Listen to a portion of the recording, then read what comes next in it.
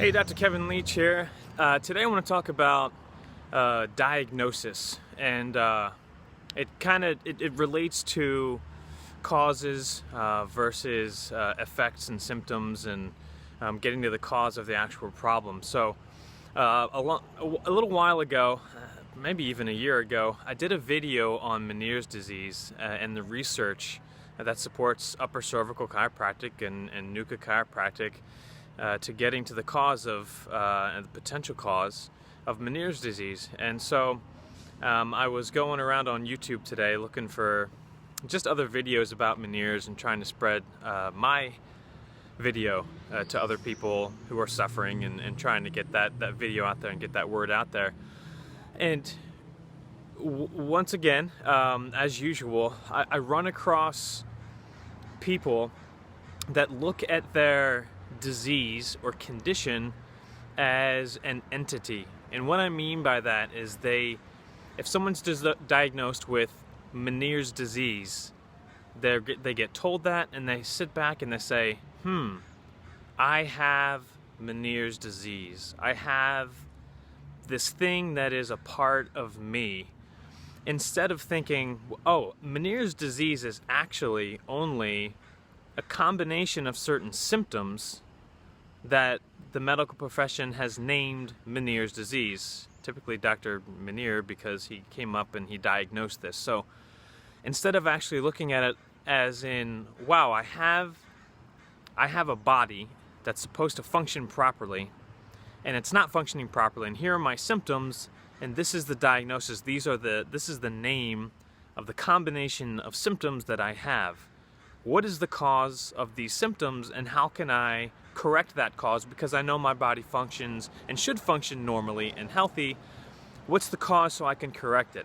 It's the same thing with fibromyalgia, chronic fatigue syndrome, restless leg syndrome. All of these things, it's just a named process that's happening in your body. And you don't want to take that on and take that on as a part of you, and thinking that, oh, I have fibromyalgia, it's mine, I have this, it's a part of who I am, I just have it. No, fibromyalgia is a manifestation of symptoms from something that's going on. You have to find the cause of the problem. That's always the main question you want to ask. What's the cause of this problem? It doesn't matter what name it is. If you have scurvy, this is the best example. Scurvy, if you have a deficiency in vitamin C, you get scurvy. The pirates used to get it when they're out on the sea for months at a time. What's the cause of that problem? It's not this disease that they have. It's a condition that your body, it happens to your body when you don't have vitamin C, period. It's just your body can't deal with not having vitamin C. So that's huge. It's a huge point to understand when we look at our health and we say, okay, I have a symptom. What's wrong? I have neck pain. What's the cause of my neck pain? Is it because I had a whiplash a day ago and now it's inflamed and there's an injury there? Or did I sleep on it wrong?